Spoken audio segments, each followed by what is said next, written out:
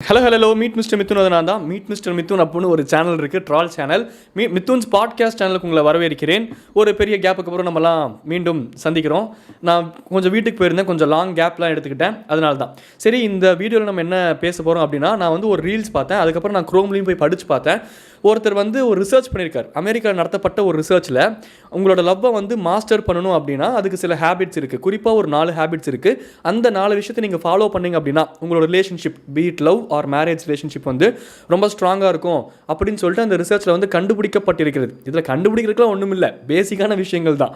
ஆனால் அதை ரிசர்ச் பண்ணி கண்டுபிடிச்சி இது வந்து ஒரு தியரி அப்படின்னு சொல்லிட்டு மக்கள்கிட்ட கொண்டு போய் சேர்த்தா தான் மக்கள் அதை ஃபாலோ பண்ணுவாங்க. பேசிக்காக எனக்கு இப்படிலாம் தோணுது, இதுதான் என்னோட புரிதல் அப்படின்னு சொல்லிட்டு நானுன்ட்டு இல்லை, நம்மளாம் எல்லாத்துக்குமே இந்த விஷயங்கள் புரியும். ஆனால் நம்ம அதை இம்ப்ளிமெண்ட் பண்ண மாட்டோம். யாராச்சும் ஒருத்தர் நம்மளை வந்து பின்னாடி வச்சு நம்பணும், அப்போ தான் வந்து நம்ம இம்ப்ளிமெண்ட் பண்ணுவோம். அந்த மாதிரி பண்ணப்பட்ட ஒரு ரிசர்ச்சில் அந்த 4 ஹேபிட்ஸ் என்ன, அது எப்படி ஒர்க் ஆகுது, என்னோட அண்டர்ஸ்டாண்டிங் டுவோர்ட்ஸ் தட் 4 ஹேபிட்ஸ் என்ன, ஸோ அது உண்மையாலுமே ரிலேஷன்ஷிப்பை ஹெல்த்தியாக வச்சுக்க யூஸ் ஆகுமா இல்லையா அப்படிங்கிறத இந்த பாட்காஸ்ட்டில் சும்மா நம்ம நார்மலாக டிஸ்கஸ் பண்ணுவோம். அதில் ஃபஸ்ட்டு விஷயம் என்ன அப்படின்னா, நான் வந்து சின்ன வயசுலலாம் கொஞ்சம் இல்லை, நல்லாவே குயிக் லேர்னர். இப்போ ஃபார் எக்ஸாம்பிள் சொல்லணும் அப்படின்னா, நாளைக்கு எக்ஸாம் இருக்குது அப்படின்னா நான் படிக்கவே மாட்டேன், கிளாஸ்லாம் கவனிக்கவே மாட்டேன். நாளைக்கு எக்ஸாம் இருக்குது அப்படின்னா நைட்டு உட்காந்து படிப்பேன், காலைல உட்காந்து படிப்பேன், பெரிய மார்க்லாம் எடுக்க மாட்டேன், ஆனால் பாஸ் ஆயிடுவேன். ஆனால் இப்போ என்ன ஆயிடுச்சு அப்படின்னா எல்லாத்தையும் மறக்க ஆரம்பிச்சிட்டேன். இந்த ஃபோன் வந்ததுக்கப்புறம் சில ஸ்பெல்லிங்ஸ் கூட கூகுள் குரோமில் போய் பார்த்து டைப் பண்ண வேண்டியதாக போச்சு. அதனால் என்ன பண்ணிட்டேன், எழுதி வச்சுக்கிட்டேன் என்னென்ன ஹேபிட்ஸ்னு சொல்லிட்டு. அதில் ஃபஸ்ட் அதைத்தான் சொல்ல வந்தேன், அதை சொல்கிறதுக்கு தான் இவ்வளோ பெரிய எக்ஸ்ப்ளனேஷன். ஸோ இப்போ நம்ம பாட்காஸ்ட்டுக்குள்ளே போகலாம். வழக்கம் போல் ஃபஸ்ட்டு 5 நிமிஷத்தை ஓட்டியாச்சு. ஸோ அந்த ஃபஸ்ட்டு ஹேபிட் என்ன அப்படின்னா, இது பேசிக்காக எல்லாத்துக்குமே தெரியும். நான் நிறையா இன்சிஸ்ட் பண்ணுவேன். ஒரு ரிலேஷன்ஷிப்பில் ஹஸ்பண்ட் அண்ட் ஒய்ஃபாக இருக்கிறத தாண்டி நல்ல ஃப்ரெண்ட்ஸாக இருந்தோம்னு வச்சுக்கோங்களேன், அந்த அண்டர்ஸ்டாண்டிங்கே வேறு மாதிரி இருக்கும். ஃபார் எக்ஸாம்பிள் நீங்கள் யோசிச்சு பாருங்கள், நல்ல ஃப்ரெண்ட்ஸாக இருந்து அதுக்கப்புறம் ஒருத்தர் புரிஞ்சுக்கிட்டு ப்ரப்போஸ் பண்ணி அதுக்கப்புறம் வந்து அவங்க லைஃப்பை லீட் பண்ணுறாங்க அப்படின்னா அந்த ரிலேஷன்ஷிப்போட பேட்டர்னே வேறு மாதிரி இருக்கும். நீங்கள் ஃப்ரெண்ட்ஸாக இல்லை, நார்மலாக உங்களுக்கு அரேஞ்ச் மேரேஜ் நடக்குது, இல்லை ஃப்ரெண்ட்ஸாக இல்லாமல் திடீர்னு you meant to meet someone, அதுக்கப்புறம் உங்களுக்கு லவ் ஹேப்பன் ஆகுது அப்படின்னா அதுக்கப்புறம் கூட நம்ம ஃப்ரெண்ட்ஷிப் டெவலப் பண்ணிக்கலாம். அந்த கப்புள்ஸ் நல்ல ஃப்ரெண்ட்ஸாக இருக்கலாம், அது வேறு விஷயம். அதை கண்டிப்பாக டெவலப் பண்ணிக்கணும். அப்படி டெவலப் பண்ணால் அந்த ரிலேஷன்ஷிப் கண்டிப்பாக சூப்பராக தான் இருக்கும். ஆனால் ஓவராலாக ஒரு ரிலேஷன்ஷிப்பில் ஏன் முக்கியம் அப்படிங்கிறத நீங்கள் புரிஞ்சுக்கணும் அப்படிங்கிறதுக்காக சொல்கிறேன். 2 ஃப்ரெண்ட்ஸ் இருக்காங்க, அந்த 2 ஃப்ரெண்ட்ஸ் மேரேஜ் பண்ணிக்கிட்டாங்க அப்படின்னா 99% அவங்க லைஃப் வந்து ஜாலியாக தான் இருக்கும். ஏன்னா அண்டர்ஸ்டாண்டிங் அங்கே ஜாஸ்தியாக இருக்கும்.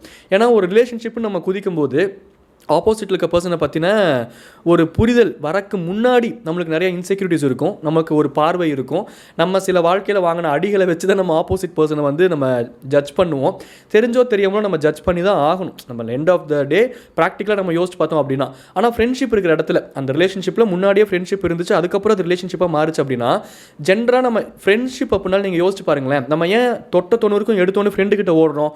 சுத்தமாக நம்மளை ஜட்ஜ் பண்ணாமல் நம்மளை அப்படியே அக்செப்ட் பண்ணிக்கிற ஒரு ரிலேஷன்ஷிப் வந்து பியூராக இருக்கக்கூடிய ஒரு விஷயம் வந்து ஃப்ரெண்ட்ஷிப் தான். அதனால் ஸோ அந்த ஃப்ரெண்ட்ஸாக இருந்து அந்த ஒரு புரிதல் ஜாஸ்தியாக இருந்து நம்மளை கம்ப்ளீட்டாக நம்மளை அப்படியே அக்செப்ட் பண்ணிக்கிட்டு அந்த ஆப்போசிட் பீஸ் வந்து நாளைக்கு இது அவ்வளோதான், இந்த பீஸ் இவ்வளோதான், 4 பேர்த்துக்கிட்ட ஃப்ளர்ட் பண்ணாலும் அவ்வளோதான். ஒரு எக்ஸாம்பிள் சொல்கிறேன், ஒரு ஃபன்னுக்காக சொல்கிறேன். ஒரு 4 பேர்த்துக்கிட்ட கடலை போட்டாலும் இந்த பீஸ் இந்த லிமிட்டை தாண்டி போகாது அப்படிங்கிறது ஆப்போசிட்டில் இருக்க ஃப்ரெண்டுக்கு புரிதல் ஜாஸ்தியாக இருக்கும். அந்த அண்டர்ஸ்டாண்டிங் டெய்லியும் பார்ப்பாங்க, பேசுவாங்க. ஒரு ஃப்ரெண்ட்ஷிப்பாக நம்ம ஷேர் பண்ணுவோம். இவங்க நம்ம லைஃப் பார்ட்னர் அப்படின்னா நம்ம ஷேர் பண்ணுறதுக்கு தயக்கப்படுவோம், அட்லீஸ்ட் பயப்படுவோம், நம்மளை ஏதாவது தப்பாக எடுத்துப்பாங்களோ, இந்த மாதிரிலாம் தோணும். ஆனால் ஃப்ரெண்ட்ஸ் கிட்ட நம்ம நான் இன்றைக்கி இப்படி போனோம்டா, இப்படி வந்து இவன் மாதிரி மெசேஜ் பண்ணி சாவடிக்கிறான்டா என்னைய, ஏதாச்சும் இந்த மாதிரி நம்ம சொல்லுவோமா, அப்போ அவங்களுக்கு புரிஞ்சுக்கும், ஓ இந்த பீஸ் இவ்வளோ தான் போல அப்படின்ட்டு அவங்களுக்கு அது தெரியும். இந்த பீஸ் இப்போ இத்தனை பேர்த்திட்ட பேசினாலும் அது பீட் மென் ஆர் விமன், இந்த பீஸ் இவ்வளோ தான், அவங்களுக்கு இவ்வளோ தான் வரும் அப்படிங்கிற அந்த புரிதல் இருக்கும்.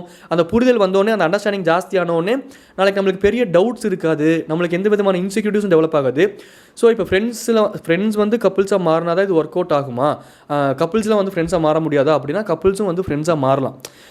அது வந்து அண்டர்ஸ்டாண்டிங் தான். நீங்கள் கொஞ்சம் கொஞ்சமாக நீங்கள் ஷேர் பண்ணிக்கிறது, நீங்கள் ஆப்போசிட்டில் இருக்க பர்சனை புரிஞ்சுக்கிறது, ஒரு ஃப்ரெண்ட்ஷிப் வைப் நீங்கள் கொடுக்க ஆரம்பிச்சிங்க அப்படின்னா ஆப்போசிட்டில் இருக்க பர்சனும் அஃப்கோர்ஸ் அந்த ஃப்ரெண்ட்ஷிப் வைப் கொடுப்பாங்க. ஸோ அந்த கப்புள்ஸ் அப்படின்னு வரும்போது அந்த ரிலேஷன்ஷிப்பில் ஃப்ரெண்ட்ஷிப் இருந்துச்சு அப்படின்னா அது வந்து சூப்பராக இருக்கும், ஜாலியாக இருக்கும். ஏதோ ஃப்ரெண்டுக்கிட்ட உட்காந்து கதை பேசுகிற மாதிரி நம்ம நிறையா பேசலாம். லைஃப் பார்ட்னர் கொஞ்சம் யோசிச்சு பேசணுமோ, இந்த இடத்துல நம்ம இதை சொன்னோம்னா இவங்க திட்டுவாங்களோ, இல்லை அவங்க ஃபீல் பண்ணுவாங்க, அந்த ஒரு இது வந்து சப்ரஸ் பண்ணுறதுக்கு இந்த ஃப்ரெண்ட்ஷிப் வந்து ரொம்ப உதவும்.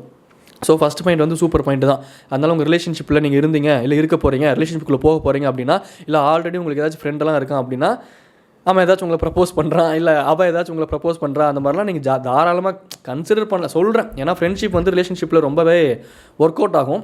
நம்மளோட ப்ரீவியஸ் ஜென்ரேஷன் இருந்த அம்மா அப்பாவுக்கு அவங்களோட ரிலேஷன்ஷிப்பில் ஃப்ரெண்ட்ஷிப் இருக்குமா அப்படின்னு கேட்டால் அவங்களுக்கு அப்ரப்டாக இது ஃப்ரெண்ட்ஷிப்லாம் சொல்ல தெரியாது. ஆனால் நீங்கள் உங்களோட அம்மா அப்பாவெல்லாம் நல்லா கவனிச்சு பாருங்களேன், அவங்களுக்குள்ள அந்த புரிதல் ஜாஸ்தியாக இருக்கும். ஏன்னா அவங்களோட பேஸ் லைன் அந்த ஃப்ரெண்ட்ஷிப் அவங்களுக்குள்ளே இருக்கும். அவங்களால நிறையா ஷேர் பண்ணிக்க முடியும். அவங்க வந்து ப்ளேஃபுல்லாக இருப்பாங்க. சம்டைம்ஸ் நம்ம பார்க்கும்போது ப்ளேஃபுல்லாக இருப்பாங்க, நம்ம இல்லாதப்பெல்லாம் நல்லாவே ப்ளேஃபுல்லாக இருப்பாங்க, நிறையா ஷேர் பண்ணிப்பாங்க. ஸோ ஃப்ரெண்ட்ஷிப் அப்படிங்கிறது ரொம்ப ரொம்ப முக்கியமான ஒரு விஷயம் தான் ரிலேஷன்ஷிப் அப்படின்னு வரும்போது. ரெண்டாவது பாயிண்ட் அவங்க என்ன சொல்கிறாங்க அப்படின்னா எஃபெக்டிவ் கம்யூனிகேஷன். நம்ம வந்து என்ன நினைக்கிறோம் அப்படிங்கிறது ஆப்போசிட்டில் இருக்கவங்க வந்து மெஜிஷியன் கிடையாது, டக்குன்னு புரிஞ்சுக்கிறதுக்கு. ஒரு சில பேர்த்துக்கு சில கெப்பாசிட்டி வந்து ஒரு 2 இன்சிடென்ட் நடந்த உடனே 3வது இன்சிடென்ட்டில் புரிஞ்சுக்கக்கூடிய அப்சர்வ் பண்ணிக்கக்கூடிய கெப்பாசிட்டி இருக்கலாம். ஒரு சில பேர்த்துக்கு அந்த கெப்பாசிட்டியே இருந்தாலும் அவங்க ஃபேஸ் பண்ணுற இன்செக்யூரிட்டிஸ்னால இல்லை அவங்க வாழ்க்கையில் ப்ரீவியஸாக வாங்கின அடினால அவங்க உங்களை அப்சர்வ் பண்ணாமல் இருக்கலாம். ஸோ ஆப்போசிட்டில் நம்ம இப்படி யோசிக்கிறோம் அப்படிங்கிறத சம்டைம்ஸ் நம்ம வாயை திறந்து சொல்லலாமே, நம்ம எக்ஸ்பெக்ட் பண்ணுவோம். மேக்ஸிமம் கேர்ள்ஸ் இது பண்ணுவாங்க, நம்ம சொல்லாமே அவன் புரிஞ்சுக்கணும், நான் சொல்லாமலே அவங்க புரிஞ்சுக்கணும். இப்போ நான் ஹர்ட்டாக இருக்கேன், அது ஏன் அவனுக்கு புரியல அப்படின்னா அவனுக்கு புரியல. மென் அப்படி தான், மென் மைண்ட் அவ்வளோதான் வேலை செய்யும். ஸோ அந்த எஃபெக்டிவ் கம்யூனிகேஷன் இருக்கிற இடத்துல வந்து மேக்ஸிமம் ப்ராப்ளம் சால்வ் ஆயிரும். இது வந்து ஆப்போசிட்லேயும் ஒர்க் அவுட் ஆகும். ஒரு மென்னும் அவன் மைண்டுக்குள்ளே எவ்வளோ ஒரு மென் எப்படி தெரியுமா, நான் வந்து இது நல்லாவே ரிலேட் பண்ணிக்க முடியும். ஸோ அதனால் நான் ஸ்ட்ராங்காகவே சொல்ல முடியும். அவன் மைண்டுக்குள்ளே வந்து கேர்ள்ஸை விட ஒரு 10,000 தாட்ஸ் ஜாஸ்தியாக ஓடும்.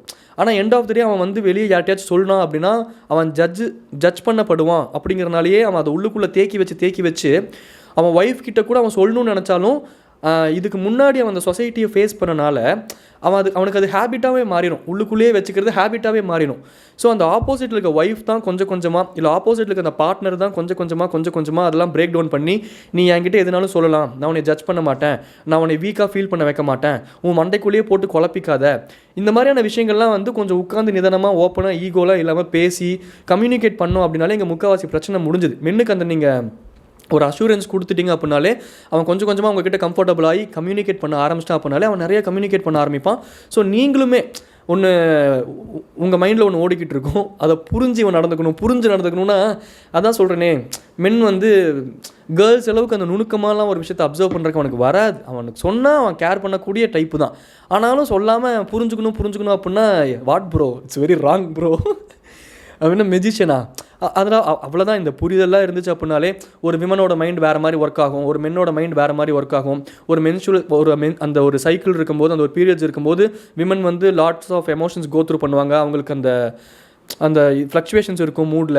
இதெல்லாம் புரிதல் தானே. இந்த புரிதல் தான் இருக்கும்போது அந்தந்த டைமுக்கு தகுந்த மாதிரி அந்தந்த விஷயங்களை அப்பப்போ கம்யூனிகேட் பண்ணி சரி ஓகே சாரி கத்தாத, ஆப்போசிட்டில் இருக்க பர்சன் கோவமாக இருக்கும்போது நம்ம செட்டில் டவுன் ஆகும், நம்ம கோவமாக இருக்கும்போது ஆப்போசிட்டில் இருக்க பர்சன் செட்டில் டவுன் ஆகும். மிஞ்சி போனால் யார்கிட்ட தோற்று போகிறோம், லைஃப் பார்ட்னர் கிட்ட தானே. எதுக்கு தோற்று போகிறோம், வாழ்க்கையில் ஜெயிக்கிறதுக்கு தானே. ஸோ இந்த புரிதல்லாம் இருந்துச்சு அப்படின்னாலே கம்யூனிகேஷன் அங்கே ரொம்ப ஈஸியாக இருக்கும். ஸோ எஃபெக்டிவ் கம்யூனிகேஷன் ரொம்ப முக்கியம். உங்களுக்குலாம் லைஃப் பார்ட்னர் இருக்காங்க அப்படின்னா நீங்கள் மனசுக்குள்ள ஒன்று ஃபீல் பண்ணுறீங்க அப்படின்னா சொல்லி புரிய வச்சுருங்க. அது ஆப்போசிட்டில் இருக்க பார்ட்னரை வந்து சம்டைம்ஸ் கஷ்டப்படுத்தும் அப்படின்னு தெரிஞ்சாலும் அவங்கள படுத்தக்கூடாது அப்படிங்கிறக்காக நீங்கள் அது உங்களுக்குள்ளேயே வைக்கும் போதும் அது வந்து ஆப்போசிட்டில் இருக்கவங்களுக்கு என்னைக்காச்சும் தெரியும் போது அது ஹிட்டனாக இருக்கிற மாதிரி அது போற்றியாச்சுன்னா அது ஸோ கஷ்டம்தான். 2 பேர்த்துக்குமே சில விஷயங்கள் சொல்லும் போது கஷ்டமாக இருக்கும்னு தெரிஞ்சாலும் அதை சொல்லி கம்யூனிகேட் பண்ணிடணும். நீ இப்படி பண்ணுறது எனக்கு ஹர்ட்ஃபுல்லாக இருக்குது, நீ இப்படி பண்ணது எனக்கு இந்த இடத்துல நீ இப்படி பண்ணது இப்படி மாதிரி பண்ணியிருக்கலாம்ல அப்படின்னு உட்கார்ந்து பேசுறதுக்கு நம்மளுக்கு என்ன கொஞ்சம் ஈகோ இடிக்கும். ஏன் அவனே புரிஞ்சு நடந்துக்க மாட்டானா, அவங்க ஹஸ்பண்ட்லாம் இப்படி பிஹேவ் பண்ணுறாங்க, இவங்க பண்ணுறது அப்படி பிஹேவ் பண்ணுறாங்கன்ட்டு இந்த மற்றவங்க கூட கம்பேர் பண்ணி நம்ம வந்து நிறையா கெடுத்துப்போம். அதெல்லாம் தூக்கி ஓரம் வச்சுட்டு இங்கே வாடா என்ன மவனை உட்காரு, இப்போ என்ன உனக்கு பிரச்சனை அப்படின்னு பேசணும்னா வேலை முடிஞ்சு போச்சுல. அதுதான் அந்த எஃபெக்டிவ் கம்யூனிகேஷன். ஸோ 2வது பாயிண்ட்டும் வேலிட் பாயிண்ட்டு தான். உங்கள் ரிலேஷன்ஷிப்லாம் எஃபெக்டிவ் கம்யூனிகேஷன் வச்சுக்கோங்க, உட்காந்து பேசினா தீராத பிரச்சனையே கிடையாது. உலகத் தலைவர்களே அதை நம்புகிறாங்க, நம்ம யார் ஒரு 2 சோல் இணைய ட்ரை பண்ணுது. அப்போ நிறையா அப்ஸ் அண்ட் டவுன்ஸ் இருக்க தான் செய்யும். ஸோ உட்காந்து பேசினாலே முக்கால்வாசி பிரச்சனை இங்கே வந்து தீர்ந்து விடும் ஐயா. ஸோ எஃபெக்டிவ் கம்யூனிகேஷன் ரொம்ப முக்கியம். 3வது வந்து பாசிட்டிவ் இன்ட்ராக்ஷன். இப்போது ஆப்போசிட் இருக்க அது வந்து 5:1 ரேஷியோ அப்படின்லாம் ஒன்று சொன்னாங்க. அது என்ன அப்படின்னா, இப்போ ஆப்போசிட்டில் இருக்க உங்கள் பார்ட்னரை நீங்கள் ஹர்ட் பண்ணுற மாதிரி ஏதோ ஒன்று பண்ணிட்டீங்க அப்படின்னா கண்டிப்பாக நம்மளாம் humans, end of the day to err is human. நம்ம கண்டிப்பாக ஆப்போசிட் இருக்க பர்சனை ஹர்ட் பண்ணுற மாதிரி தான் நிறையா பண்ணுவோம். அது தப்பே கிடையாது. ஆனால் அதுக்கப்புறம் நம்ம அதை மாற்றிக்கலாம், அவங்களுக்காக அதை கன்சிடர் பண்ணலாம், உங்களுக்காக அவங்க ஆப்போசிட்டில் இருக்கவங்க அதை கன்சிடர் பண்ணலாம். ஆனால் அந்த ஹர்ட் பண்ணிட்டு அந்த சமயத்தில் ஹர்ட் பண்ணிட்டீங்க, சம்திங் இஸ் கோயிங் ஆன், அந்த இடத்துல உட்காந்து ஈகோ பார்த்துக்கிட்டு ஹர்ட்டும் நீங்கள் பண்ணிவிட்டு திருப்பி அவங்களாம் வந்து பேசணும் நான் இப்படி தான் அப்படின்னு தெரியாமல் அந்த 5:1 ரேஷியோ அப்படிங்கிறது என்னென்னா, அந்த 1:5 ரேஷியோ அப்படின்னா, ஒரு விஷயம் நீங்கள் சொல்லியோ இல்லை ஏதோ ஒன்று பண்ணியோ ஹர்ட் பண்ணிட்டீங்க, அதுக்கப்புறம் 5 விஷயம் பண்ணி காக்கா பிடிங்க. அதாவது 5 விஷயம் நல்ல விஷயங்கள் பண்ணுங்கள், அவங்களுக்கு பிடிக்கிற மாதிரி பண்ணுங்கள். இதுதானே அப்ஸ் அண்ட் டவுன்ஸ் இருக்கிறது தானே வாழ்க்கை. எங்கே நம்ம ஹர்ட் ஆகிறோமோ அந்த இடத்துல தானே நம்ம ஃபீல் குட்டாகவும் உணர முடியும். ரொம்ப ப்ளைனாகவே போய்கிட்டு இருந்துச்சு அப்படின்னா, திடீர்னு ஃபீல் குட்டாக அவங்க ஹஸ்பண்டோ ஒய்ஃபோ ஒன்று பண்ணுறாங்க அப்படின்னா உங்களால் அது உணர முடியாது. ஸோ லைஃப்பை பொறுத்த வரைக்கும் உங்களுக்கும் உங்கள் ஹஸ்பண்டுக்கும் உங்கள் பார்ட்னருக்கும் மிஸ் அண்டர்ஸ்டாண்டிங் வருது அப்படின்னா ஆக்சுவலாக யூ ஃபீல் பிளஸ்டு. நீங்கள் வந்து அந்த பிளஸ்ஸிங்கை ஃபீல் பண்ணணும். ஏன்னா அந்த மிஸ் அண்டர்ஸ்டாண்டிங் வர இடத்துல ஒரு விஷயம் நீங்கள் உங்கள் பார்ட்னரை ஹர்ட் பண்ணும்போது 5 விஷயம் அவங்களுக்கு நீங்கள் நல்லது பண்ணும்போது அந்த 5 விஷயத்தோட அருமை அவங்களுக்கு புரியும். ஃபார் எக்ஸாம்பிள், இப்போ நீங்கள் ஒரு ஆர்குமெண்ட்டில் ஹீட் ஆஃப் த மூமெண்ட்டில் உங்களால் கண்ட்ரோல் பண்ண முடியாமல் நீங்கள் உங்கள் பார்ட்னரை சொல்லிட்டீங்க, ஏதோ ஒன்று சொல்லிட்டீங்க, அவங்க ரொம்ப ஹர்ட் ஆகிட்டாங்க, அவங்க ரொம்ப டவுனாக இருக்காங்க. அவங்க டவுனாக இருக்கும்போது அவங்களுக்கு பிடிச்ச விஷயங்கள், அவங்களுக்கு பிடிச்ச பாட்டை நீங்கள் வந்து ப்ளே பண்ணிவிட்டு அந்த மாதிரி ஒரு விஷயமா இருக்கலாம். அவங்களுக்கு ஒரு டிஷ் பிடிக்கும் அப்படின்னா அந்த டிஷ்ஷை நீங்கள் வந்து அவங்களுக்கு சமைச்ச சர்ப்ரைஸாக கொண்டு வந்து கொடுக்கலாம். அப்போதைக்கு மூஞ்சியை திருப்பிப்பாங்க தான். ஆனால் அந்த மூஞ்சியை திருப்பிக்கிறனால அந்த விஷயத்தை அவங்க வேல்யூ பண்ணாமல் இல்லை, அவங்க அப்போதைக்கு கோவமாக இருக்காங்கன்னு அர்த்தம். ஸோ நம்ம கொஞ்சம் இறங்கி வந்து ஒரு 5 விஷயம் அப்படியே பண்ணி தாஜா பண்ணி காக்கா பிடிச்சி, சரி ஓகே ஏதோ ஒரு கோவத்தில் ஏதோ ஒன்று பண்ணிட்டேன், அதுக்கு தான் 5 பண்ணுறேனே புரிஞ்சுக்கோ அப்படிங்கிற மாதிரி நம்ம போர்ட்ரே பண்ணுறது தானே. எஃபர்ட்ஸ் மேட்ரு தானே. எஃபர்ட்ஸ் தான் ஒரு பர்சனில் ஒரு ரிலேஷன்ஷிப்பில் ரொம்ப ரொம்ப அட்ராக்டிவான ஒரு விஷயம் என்ன அப்படின்னா அது எஃபர்ட்ஸ் மட்டும்தான். அந்த பர்சனோட ஃபிசிக் தாண்டி, அந்த பர்சனோட கேரக்டர், அவங்க இதெல்லாம் தாண்டி நமக்காக அவங்க போடுற எஃபர்ட்ஸ் இருக்குல்ல, that is so damn attractive. இதுதான் உண்மையும் கூட. ஆப்போசிட்டில் இருக்கவங்க அந்த எஃபர்ட்ஸ் போடணும்னு நினைக்கிறேன், நம்மளும் அந்த எஃபர்ட்ஸ் போடணும்ல. ஸோ அந்த 5:1 ரேஷியோ, அந்த ஒரு பாசிட்டிவ் இன்ட்ராக்ஷன் அப்படிங்கிறது அதுதான். அந்த பாசிட்டிவாக இன்ட்ராக்ட் பண்ணிடுங்க. ஒரு டைம் நெகட்டிவாக இன்ட்ராக்ட் பண்ணிட்டீங்கன்னா 5 டைம் பாசிட்டிவாக ஏதாச்சும் பண்ணி காக்கா பிடிச்சிருங்க. அவ்வளோதான். மிஞ்சி பிஞ்சி போனால் யார் அந்த பீஸு? நம்ம ஒய்ஃபு நம்ம ஹஸ்பண்டு தான். காக்கா பிடிக்க வேண்டியதான், ஜாலியாக வாழ வேண்டியது தானே. அப்புறம் 4வது எமோஷ்னல் கனெக்ஷன். ரொம்ப ரொம்ப முக்கியமான ஒரு விஷயம் ஒரு ரிலேஷன்ஷிப்பில். இன்றைக்கி இருக்கக்கூடிய முக்கால்வாசி ரிலேஷன்ஷிப்பில் இந்த எமோஷ்னல் கனெக்ஷன் அப்படிங்கிறது சுத்தமாக இருக்க மாட்டேங்குது. ஏன்னா கேல்குலேஷன்ஸ் ஜாஸ்தியாகிடுச்சு. ரொம்ப கேல்குலேட்டிவ் மைண்டாக நம்ம போயிட்டோம். நிறைய விஷயங்களை கேல்குலேட் பண்ண ஆரம்பிச்சிட்டோம். நம்ம கேல்குலேட் பண்ணி குழப்பிக்கிறது பார்த்தாம இந்த பேரண்ட்ஸ்லாம் ரொம்ப அந்த ஒரு ரிலேஷன்ஷிப்பை வந்து இன்ஃப்ளூயன்ஸ் பண்ண ஆரம்பிச்சிட்டாங்க. ஒரு ஷோவில் பார்த்தேன், அந்த வீடியோவை நான் எடுத்து கூட வச்சுருக்கேன் பாட்காஸ்ட்டில் பேசலான்ட்டு. அதை வந்து அந்த வீடியோ பற்றி பேசும்போது நம்ம அதை பற்றி எலாபரேட்டடாக பேசலாம். பட் அதில் சொல்லுவார், இல்லறம் அப்படின்னு ஒரு வார்த்தை இருக்குது. இல்லறம்னா என்ன? 2 பேர் சேர்ந்து உருவாக்குறது தான் இல்லறம். அந்த இல்லறத்துக்குள்ளே அந்த மென்னாக இருக்கட்டும் விமனாக இருக்கட்டும் அவங்க அம்மா அப்பாவை கொண்டு வர்றது. ஒரு மென் அவங்க அம்மாவோட இன்ஃப்ளூயன்ஸில் இருக்கிறது, இல்லை ஒரு இன்றைக்கெலாம் விமன் ஜாஸ்தியாக அவங்க அம்மாவோட இன்ஃப்ளூயன்ஸில் இருக்காங்க. இது வந்து யதார்த்தமான உண்மை. நான் வந்து பர்டிகுலராக இவங்களை சொல்லணும் அப்படின்னா சொல்லலை. நீங்களே நிறைய பார்த்துருப்பீங்க, நிறைய கேள்விப்படுவீங்க. ஸோ உங்களுக்கு அது புரியும் அப்படின்னு நினைக்கிறேன். அது வந்து அதை பற்றி ஒரு வீடியோவே இருக்குது. நம்ம வந்து எலாபரேட்டடாக அந்த வீடியோ பார்க்கும்போது அது நான் ஃபேஸ் பண்ண விஷயங்கள், நான் பார்த்த விஷயங்கள் எல்லாத்தையும் வச்சு ஒரு நாள் நம்ம அந்த வீடியோவை எலாபரேட்டடாக பேசலாம். இந்த ஒரு மதர்ஸ் இன்ஃப்ளூயன்ஸ் இன் ரிலேஷன்ஷிப் அது வந்து நம்ம எலாபரேட்டடாக ஒரு டைம் பேசுவோம். பட் இது எதுக்கு நான் சொல்ல வந்தேன், இந்த மாதிரி மற்றவங்களை இன்ஃப்ளூயன்ஸ் பண்ண விடுறனாலையும் நம்மளோட இல்லத்தை வந்து நம்ம கெடுத்துக்கிறோம். நம்ம நார்மலாக போய்கிட்டு இருக்கக்கூடிய ஒரு விஷயத்தில் நம்மளோட அம்மா நம்மளோட அப்பா அவங்க வந்து ஒரு பேரண்ட்டாக யதார்த்தமாக கூட சில விஷயங்கள் சொல்லுவாங்க. உங்களை ப்ரொடெக்ட் பண்ணுற இன்ஸ்டிங்க்டில் சில விஷயங்கள் சொல்லுவாங்க. அதை நம்ம ரொம்ப too much into the mind எடுத்துக்கிட்டு நாளைக்கு அதே விஷயத்தை உங்கள் ஹஸ்பண்டோ ஒய்ஃபோ பண்ணும்போது உங்கள் பேரண்ட்ஸ் சொன்னதை நீங்கள் ரொம்ப இன்ஃப்ளூயன்ஸாக உங்கள் மைண்டுக்குள்ளே வச்சுருக்கும் போது நார்மலாக பண்ணக்கூடிய ஒரு விஷயம் கூட உங்களுக்கு கேல்குலேட்டிவாக தோணும். ஆமாம், நம்ம அம்மா அன்றைக்கே சொன்னாங்க, அதனால தான் இவன் இப்படி பண்ணுறானோ, அதனால தான் இவன் இப்படி பண்ணுறாளோ. அதெல்லாம் வேண்டாம். இதெல்லாம் இல்லாமல் இந்த கேல்குலேஷன்ஸ்லாம் ஒதுக்கி வச்சு உங்கள் பாண்ட் வந்து எட்டர்னலாக இருக்கணும். நீங்கள் சண்டை போட்டுக்கோங்க, அடிச்சுக்கோங்க, அழுங்க, உருளுங்க, பெறலுங்க, அதெல்லாம் தாண்டி அந்த அடிப்படை பாண்டுன்னு ஒன்று இருக்குல்ல, அது வந்து ரொம்ப பியூட்டிஃபுல்லாக எட்டர்னலாக இருக்கணும். அதுதான் அந்த எமோஷ்னல் பாண்டிங். உங்கள் பார்ட்னர் ஆப்போசிட்டில் வந்து ரொம்ப டவுனாக ஃபீல் பண்ணும்போது நீங்கள் வந்து சொல்யூஷன் கொடுக்கணுன்னே அவசியம் கிடையாது. அது பீட் மென் ஆர் விமன். நீங்கள் போய் அந்த இடத்துல இப்படி பண்ணு அப்படி பண்ணு ஸோ இப்படி பண்ணிட்டேன்னா முடிஞ்சது அது கிடையாது. என்ன இப்போது எதுக்கு அழுகிற, அதான் உனக்கு நான் இருக்கேன்ல, அதுதானே அந்த எமோஷ்னல் பாண்டிங். ஹியூமன்ஸ் வந்து எண்ட் ஆஃப் த டே வந்து டோட்டலி எமோஷ்னல் கிரியேச்சர்ஸ். ஒரு கட்டத்தில் ஒரு ஃபேஸ் ஆஃப் லைஃப்பில் நம்ம படக்கூடிய அந்த ஒரு கஷ்டங்கள்லாம் நிறைய இருக்கும்போது கொஞ்சம் தனிமை விரும்ப ஆரம்பிப்போம். ஆனால் அந்த தனிமையை விரும்பி தனிமைக்குள்ளே போனதுக்கப்புறம் தான் தெரியும் நம்ம எந்த அளவுக்கு ஒரு எமோஷ்னல் பாண்டிங்காக க்ரேவ் பண்ணுறோம் அப்படின்ட்டு.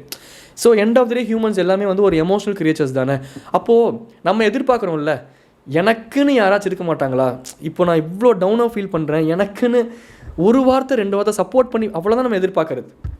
அப்போது ஆப்போசிட்டில் இருக்க பர்சன் அதை தான் எதிர்பார்ப்பாங்க. ஆப்போசிட்டில் இருக்க பர்சன் நம்மக்கிட்ட எமோஷ்னலாக இல்லைனா கூட நம்ம ஒரு 5 டைம் எமோஷ்னலாக இருக்கிறதுனால நம்ம ஒரு 5 டைம் எமோஷ்னல் ஏர்டெல்காரன் 15 டைம் கூப்பிட்றான் ஒரு நாளைக்கு. என்கிட்ட காசு இல்லைடா, இன்னொரு சிம்மு வாங்குற அளவுக்கு கூட காசு இல்லைடா, விடுங்கடா, படுத்தாதீங்கடா. சொல்கிறேன், நம்ம எதிர்பார்க்குற மாதிரி அவங்களும் எதிர்பார்ப்பாங்க தானே. ஆப்போசிட்டில் இருக்க பர்சன் அந்த எமோஷனல் பாண்டிங் இல்லை அப்படின்னா கூட நீங்கள் டவுன் ஆகாமல் நீங்கள் ஒரு 5 டைம் அவனுக்கோ அவளுக்கோ இது தாண்டா எமோஷனல் பாண்டிங், நான் ஒவ்வொரு டைமும் உனக்காக நிற்கிறேன்ல அப்படிங்கிறத போர்ட்ரே பண்ணிட்டே இருந்தீங்கன்னா ஆப்போசிட்டில் இருக்கிறது கல்லாவே இருந்தாலும் கரையும். அவனுக்கும் புரிய வரும், அவனுக்கோ அவளுக்கோ புரிய வரும். கரெக்டு, நம்ம எவ்வளோ எக்ஸ்பெக்ட் பண்ணுறோம் அதுக்கு தகுந்த மாதிரி இந்த பீஸ் எவ்வளோ நடந்துக்குது, அப்போ இந்த பீஸும் டவுனாக இருக்கும்ல, நம்மளும் அதுக்கு தகுந்த மாதிரி நடந்துக்கணும்ல அப்படிங்கிறது புரிய வைக்கிற அளவுக்கு நம்ம ஃபஸ்ட்டு நம்ம மேலே ஒர்க் ஆன் பண்ணுவோம். எமோஷ்னலாக கனெக்டடாக இருப்போம். என்ன நடந்தாலும் அந்த ஒரு டவுன் ஃபேஸில் இருக்கும், நான் இருக்கேன் அப்படிங்கிற அந்த ஒரு வார்த்தைக்காக தான் அவங்களாம் க்ரேவ் பண்ணுறாங்க. அதை வந்து நீங்கள் வார்த்தையில் தான் சொல்லணும்னு கூட அவசியம் கிடையாது. அவங்க டவுனாக இருக்கும்போது அவங்க கையை டைட்டாக ஹோல்டு பண்ணிவிட்டு நீங்கள் ஒரு வாக் போகலாம், உங்கள் ஷோல்டர்ஸை நீங்கள் லீன் பண்ண கொடுக்கலாம். இதெல்லாமே வந்து லவ் லாங்குவேஜஸ் தானே, இதெல்லாமே அந்த எமோஷனல் சப்போர்ட், எமோஷனல் பாண்டு தானே. நிறையா இருக்குது, நிறையா பேசலாம். பட் கொஞ்சம் ப்ரிசைஸ்டாக முடிக்கணும் அப்படின்னா இது ஒரு 4 பாயிண்ட் தான். உங்கள் ரிலேஷன்ஷிப்பை வந்து நீங்கள் வந்து ஒரு மாஸ்டர் கிளாஸ் ரிலேஷன்ஷிப்பாக மாற்றணும் அப்படின்னா ஃபஸ்ட்டு வந்து அந்த ஃப்ரெண்ட்ஷிப்பு ரொம்ப ரொம்ப முக்கியம். ரொம்ப ஜாலியாக, அதாவது பெரிய விஷயம் பண்ணால் தான் ரொம்ப ஹர்ட் ஆகும். பட் சின்ன சின்ன விஷயங்கள்லாம் வந்து டு எர்ரிஸ் ஹியூமனுங்கிறத புரிஞ்சுக்கிட்டீங்க அப்படின்னாலே உங்கள் ஃப்ரெண்டுக்கிட்ட நீங்கள் கற்றுவீங்களா. உங்கள் ஃப்ரெண்டு ஒன்று பண்ணிட்டு வந்து இப்படி சொல்கிறாங்க, அப்போ நீங்கள் உங்கள் ஃப்ரெண்டை ஜட்ஜே பண்ண மாட்டீங்க, சிரிச்சுக்கிட்டு ஐயா இந்த பீஸ் இவ்வளோ தான். ஆனால் அதுவே நம்ம லைஃப் பார்ட்னர் வந்து சொல்லும் போது நம்மளுக்கு ஒரு இன்செக்யூர், அப்படியா அப்போ நீ என்ன பண்ண ஆச்சா போச்சான்னு இருக்காமல் டோட்டலாக அவங்க மேலே ஒரு ட்ரஸ்ட். இப்போது நான் பேசுகிறேன்னா அப்படின்னா எனக்கு ரொம்ப கிளாரிட்டியான தாட்ஸ்லாம் இல்லை, நான் பேசுகிறது எனக்குமே ஒரு லேர்னிங் தான். நான் ஜஸ்ட்டு சொல்கிறேன், நம்ம வந்து இதுக்கு தான் நீ லைக் அப்படின்னு சும்மா ஒரு ஃபன்னியாக நம்ம ஹேண்டில் பண்ணோம்னா அவங்களுக்கு வந்து ஒரு கட்டத்தில் வந்து நம்மளை தாண்டி போகவே தோணாது. நம்ம மேலே எவ்வளோ ஒரு ஃப்ரெண்ட்ஷிப்பு, அந்த ஃப்ரெண்ட்ஷிப்பு க்ரியேட் பண்ண அந்த பாண்டு, அந்த ஃப்ரெண்ட்ஷிப்புக்குள்ளே இருக்க பாண்டு வெளிப்படுத்துகிற அந்த நம்பிக்கை தாண்டி அவங்களுக்கு வெளியே போகவே தோணாது. ஸோ ஃப்ரெண்ட்ஷிப் ரொம்ப முக்கியம். அடுத்து எஃபெக்டிவ் கம்யூனிகேஷன் ரொம்ப முக்கியம். இங்கே வந்து எல்லாமே ஹியூமன்ஸ் தான், மெஜிஷியன்ஸ் கிடையாது. புரிஞ்சு நடந்துக்கல, மேக்ஸிமம் புரிஞ்சு நடந்துக்கணும். ஒரு ஒரு ஒரு 4-5 டைம் ஒரு சினாரியோ நடக்குது அப்படின்னா மேபி 6வது டைமில் புரிஞ்சு நடந்துக்கணும் ஒரு பார்ட்னர்.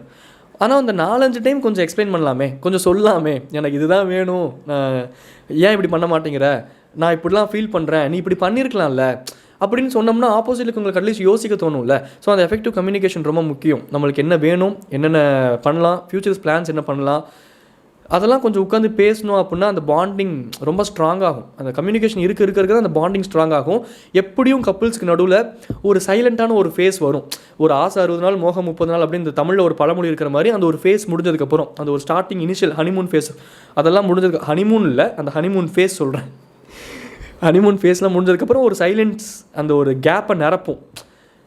அந்த சைலன்ஸே கேப்பை நிரப்புனாலும் அந்த பாண்டிங் வந்து எட்டர்னலாக இருக்கணும். நம்மளோட அந்த சைலன்ஸ் வந்து பாண்டிங்கை பிரேக் பண்ணிடக்கூடாது. அது வந்து கேப்பை நிரப்பலாமே தவிர்த்து அடிப்படை பாண்டிங் ரொம்ப ஸ்ட்ராங்காக இருக்கணும். என்னதான் சைலன்ஸ் அந்த கேப்பை நிரப்புனாலும் கம்யூனிகேட் பண்ண வேண்டிய முக்கியமான விஷயங்களெல்லாம் கம்யூனிகேட் பண்ணிடணும். இப்போ வரைக்கும் நான் சீரியஸாக லிட்டரலாக எங்கள் வீட்டில் கவனிக்கணும் அப்படின்னா டெய்லி நைட்டு எங்கள் வீட்டில் எங்கள் டேடி வந்தோடனே இன்றைக்கி என்னென்ன நடந்துச்சு, யார் யார் கால் பண்ணாங்க, இவங்க வீட்டில் அது நடக்குது, அது கிட்டத்தட்ட காசிப்ஸ் தான். பட் அந்த பாண்டிங்கை அந்த 2 பேரும் ஸ்ட்ராங்காக வச்சுருக்காங்க இப்போ எங்கள் அப்பா அம்மா அப்படின்னா அதுக்கு காரணம் அந்த கம்யூனிகேஷன் தான். ஏதோ ஒன்று எங்கள் அம்மா வந்து எங்கள் அப்பாட்ட சொல்லியே ஆகணும். எங்கள் அப்பாவும் வந்து அப்படியே பொறுமையாக எல்லாத்தையும் கேட்டுட்டு ஒரு நல்ல லிசனராக இருந்துட்டு அதுக்கப்புறம் பொறுமையாக அவரும் இன்றைக்கி இங்கே போனேன், இந்த இது விற்றேன், இந்த இது நடந்துச்சு, ஸோ அப்படி இப்படின்னு சொல்லிட்டு அந்த கம்யூனிகேஷன் வந்து இப்போது 60 வயசில் அவங்கக்கிட்ட இருக்குது. நம்ம ஜென்ரேஷனுக்கு நம்மலாம் வந்து காம்ப்ளிகேட் பண்ணிக்கிறோம், ரொம்ப யோசிச்சு காம்ப்ளிகேட் பண்ணிக்கிறோம். ஃப்ரீயாக விட்டு ரொம்ப எக்ஸ்போஸ்டர் நம்மளுக்குலாம் ஜாஸ்தியாகிடுச்சு, அதனால் நம்ம காம்ப்ளிகேட் பண்ணிக்கிறோம். ஸோ எஃபெக்டிவ் கம்யூனிகேஷன் ரொம்ப முக்கியம். அப்புறம் அந்த பாசிட்டிவ் இன்ட்ராக்ஷன், ஒரு டைம் நீங்கள் நெகட்டிவாக இன்ட்ராக்ட் பண்ணிட்டீங்க, நெகட்டிவாக அவங்களை அட்டாக் பண்ணிட்டீங்க அப்படின்னா 5 டைம் தாஜா பண்ணி ஐஸ் வச்சு சரி ஓகே அவ்வளோதான் அப்படின்ட்டு இறங்கி போயிடுற நம்ம பார்ட்னர் அவங்கக்கிட்ட இறங்கி போகாமல் வேறு யார்கிட்ட இறங்கி போக முடியும் சொல்கிறேன். அடுத்து அந்த எமோஷ்னல் கனெக்ஷன் அதுதான் இருக்கிறதுலேயே ரொம்ப ரொம்ப இம்பார்ட்டண்ட்டு. நிறையா கேல்குலேஷன்ஸ் இருக்கிற இடத்துல எமோஷன்ஸ் கம்மியாக இருக்கும். நிறைய எமோஷனலாக நீங்கள் கனெக்ட் ஆகிட்டீங்க, அந்த பாண்டிங் உங்கள்கிட்ட எட்டர்னலாக இருக்குது அப்படின்னா நிறையா கேல்குலேஷன்ஸ் நீங்கள் பண்ண மாட்டீங்க. அது ஒரு மாதிரி லைஃப் நல்லாயிருக்கும், பீஸ்ஃபுல்லாக இருக்கும். ஆனால் இன்றைக்கி இருக்கக்கூடிய ப்ராக்டிக்கல் வேர்ல்டில் நிறைய கேல்குலேஷன்ஸ்லாம் ரிலேஷன்ஷிப்பே ஓடுது. கொஞ்சம் கஷ்டம்தான். என்னடா எனக்கு இப்படி இருக்குது பசிக்குதுன்னு நினைக்கிறேன். டாடா பாய் சொல்லிட்டு வந்து நாங்கள் மீட் மிஸ்ட் டாடா பாய் டாடா பாய்.